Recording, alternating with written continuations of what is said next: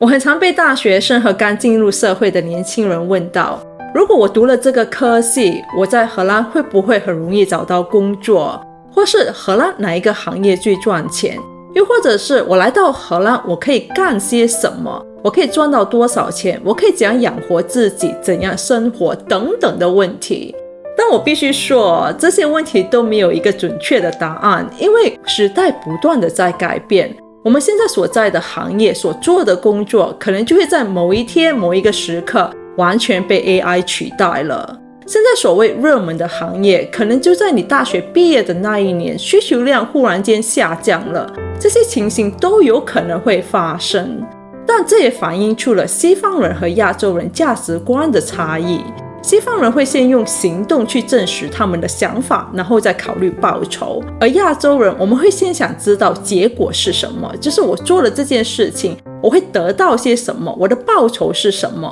然后再去考虑该不该行动。但你想啊，荷兰真的有非常赚钱而且非常轻松的工作吗？嘿，大家好，我是小云。在我之前的影片就已经提到过，我们在荷兰要缴的所得税是挺高的。我们每个人在缴完税之后，每个月所带回家的工资都差不多一样，因为这个国家所提倡的就是平等的生活。当你赚的越多，你要缴的税也就越高；当你赚的少，你要缴的税也就相对比较低。但在这同时，你所得到的社会福利也就会比较高哦。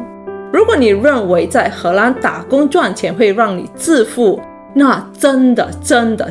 的要让你失望了。如果你真的想赚大钱，你还是留在自己的国家赚，我相信这个成功率会比较高。但如果你向往一个自由的生活，就是你的生活里不单单只有打工赚钱的同时，你还可以赚取一份比较体面的薪水，那你可以到荷兰来闯闯看。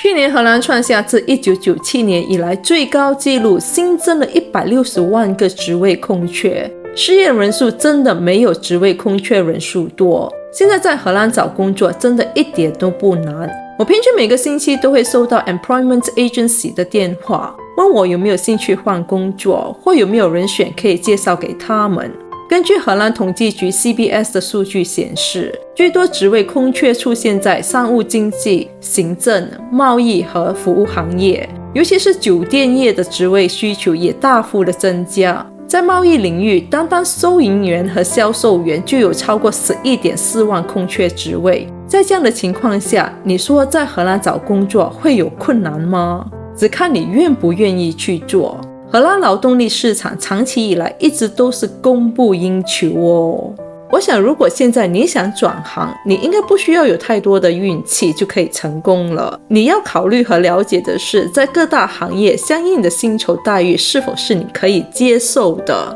我在这里列出一些职位空缺中的平均薪资，这些年薪并不包括花红和特殊奖励等等。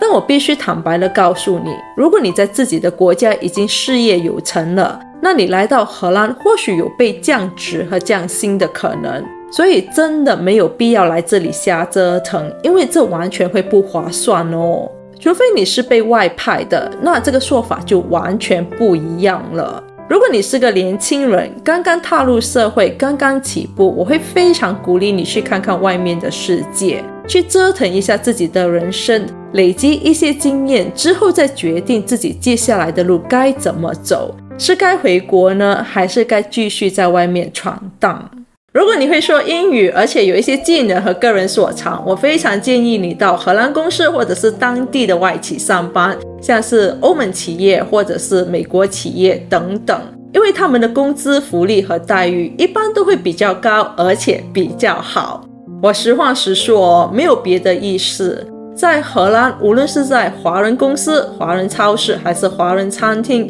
你都不难看见他们压榨员工，就是给他们最低的工资，然后要求他们做超时的工作。对于这些华人老板来说，这没有什么，就是一个 standard。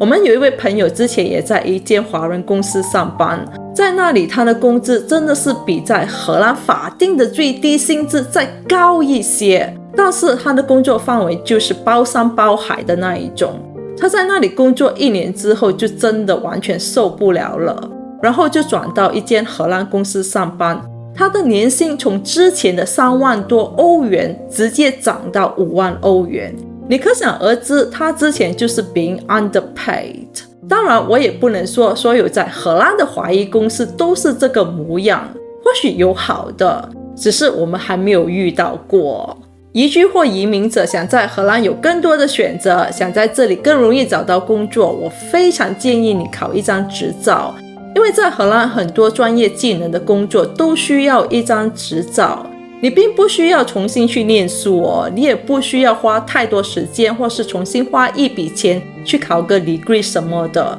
这些都不需要，你只需要进修一下，就是你想从事的领域里的那门课程，考取那张执照，你就可以在那个行业里工作，像是水电工执照、房产执照、物业管理执照、卡车司机执照等等。